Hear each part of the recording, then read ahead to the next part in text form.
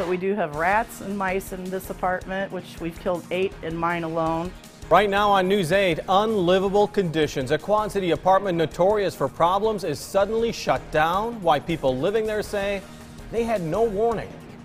Then bringing life to an empty lot, how a former Moline car dealership could be the site of some new development. Live from WQAD, this is News 8 at 5. Good evening, I'm Denise Hinitka. And I'm Jim Mertens. Thanks for joining us tonight at 5. Mice and mold, just some of the conditions people living in an East Moline apartment complex say they've been dealing with, and now they're being evicted. The city deemed the complex unsafe. News 8's Christina Hepner gives us a look inside and explains why people are worried about where they'll go now. Here at McKinley Apartments, there's been problem after problem. Now it's so bad inside that it's unlivable. Notices on the door warning residents they have to pack up and get out of this apartment complex. Well, there was 2 sides, thank God, because I can get out of here now.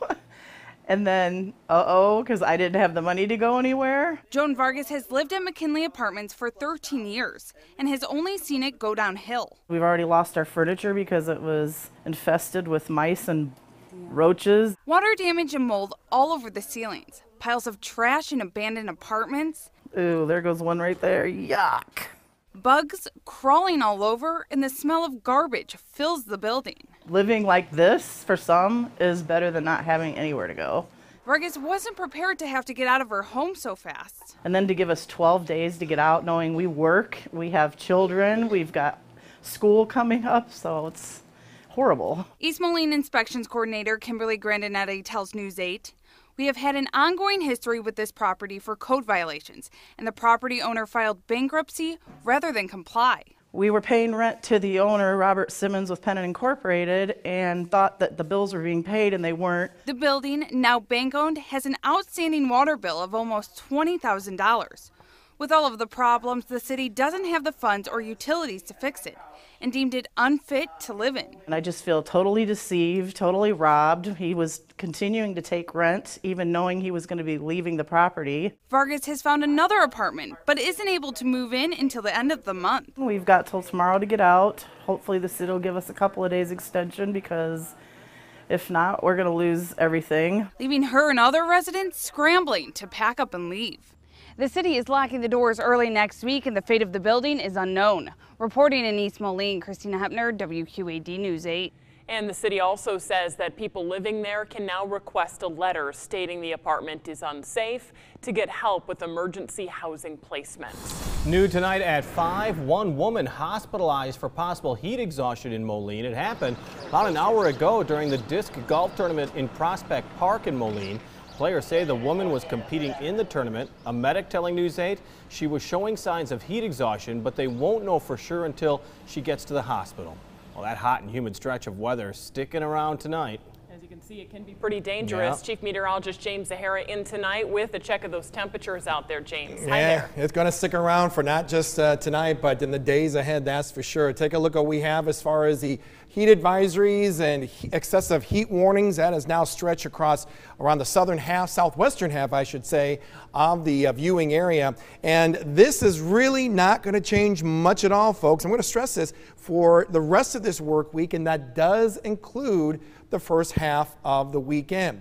Now, what we've been also noticing is some pretty toasty numbers around the area. You got some upper 80s around Highway 20, but 90 or better south of that. In fact, 93 degrees in Mount Pleasant and Muscatine, 91 in the Quad Cities after a high of 92. Throw in that humidity, and wow, those numbers are actually over 100 degrees like we're seeing around Clinton. Feels like 103, Iowa City, Washington, Burlington, right around 100 to 102 degrees. And that's not going to change much at all either. Now, what's riding along the outside of this bubble of hot and humid air are some pretty strong to even severe thunderstorms that we see right along the Minnesota-Iowa border. And as this bubble doesn't change, as long as this bubble doesn't change, you can see where it's tracking, then we expect some of our hometowns, especially just north of the Quad Cities, being impacted by the southern fringe of that line of thunderstorms as we head later on this evening. So stay tuned. I'm going to show you how this is all going to transpire, timing it all out for you and what that means as far as any more thunderstorms as we go through the rest of this work week coming up in just a few minutes. Denise? Thank you, James. The South Rock Island Township is open for people to cool off during this stretch of heat. It's located on 27th Avenue. It will be open from 9 in the morning until 4. Developing tonight, the Rock Island County Health Department confirming its first West Nile virus found in a mosquito this year. West Nile is transmitted through the bite of a mosquito that's picked up the virus by feeding on an infected animal. County health officials are now asking people to report any dead birds that could have the virus. They're also monitoring mosquito traps that are operated at several locations. Iowa students have about a month left to get their meningitis vaccine before the school year starts. For the first time in Iowa, all incoming 7th graders must receive the meningitis shot. High school seniors are required to have 2 doses of the vaccine. Meningitis is spread through saliva, can be deadly. Scott County health officials say the new vaccine requirement is stricter than some in the past. It's important that parents get this done. In the past, the law has said, well, your student can start school and they can be there for 1 semester. This law is totally different. They are not allowed to start 7th grade without this vaccine. Last month, county health officials estimated about 2,000 students still needed the vaccine in Scott County alone. 1 person was killed after being hit by a car in rural Rock Falls. The sheriff's department says that 21-year-old Dylan Thayer was traveling on Illinois Route 40 just before 1 this morning. That's when police say he hit 55-year-old David Tadlock, who was standing in the road. Tadlock was taken to a hospital where he later died. A Rock Island man pled not guilty in the death of his former girlfriend and assault of 2 children. Sean Rogers appeared in court yesterday. He is charged with 1st-degree murder and 2 counts of aggravated battery. Rogers is accused of beating Rochelle Davis to death with a baseball bat and badly beating his own son and another young man. It happened back in May inside Davis's apartment in Rock Island. Rogers is due back in court next month. A fitness evaluation has been ordered for a Rock Island man accused of killing his grandmother and uncle in May. The evaluation will determine if John Conwell is fit to stand trial. Conwell was indicted last month on 2 counts of murder in the deaths of Eleanor and Steve Conwell. Prosecutors say Conwell beat both of them, then cut their throats. He has pled not guilty. New at 5 tonight, the iWireless Center name is sticking around for another couple years. The president of the Quad Cities Civic Center Authority says the decision to keep the name was decided just this afternoon.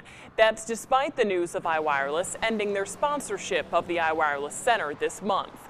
The partnership will last for the next 2 years. New developments could be coming to the site of the former Mills Chevrolet dealership on 16th Street in Moline. City leaders say they're working with a few private developers on plans for a new restaurant and retail stores on this site.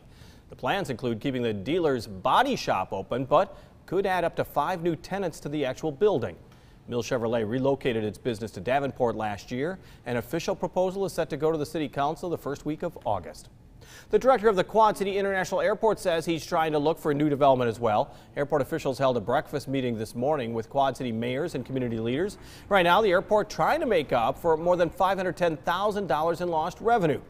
The airport's director says he would like restaurants to build on some of those lots and the airport owns right outside the facility.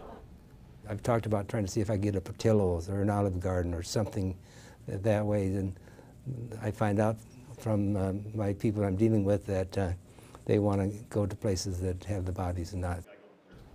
The airport board recently found fewer people are coming into the Quad Cities. The director says meetings are scheduled with some of the larger airlines to see if they would consider adding more flights here locally. Tonight, the public can learn more about construction on the new I-74 bridge. The Iowa and Illinois Departments of Transportation are holding meetings to talk about Phase 2. Tonight's public meeting runs until 7:30 at the River Center in Davenport. It's a chance for drivers, business owners, people living near the bridge to all learn more about road closures and construction schedules. We're to the point where we're getting boots on the ground and, you know, we're going to start to see construction activity, and I'm sure people have a lot of questions about, you know, what's going on, how is their commute going to be impacted. Second public meeting will be held tomorrow night at the iWireless Center from 4:30 to 7:30. Still ahead tonight, beating the heat. Feels good. It's like cold and stuff. They got it figured out how Quad City kids are getting some help staying cool this week. And Mother Nature may actually try and rinse some of this oppressive heat and humidity that we have today in the form of some showers and thunderstorms. Not all will be seeing it. I'll show you how it's all going to track as we do track these storms and how long it's going to last right after the break here on News 8 at 5. You're watching WQAD. This is News 8 at 5.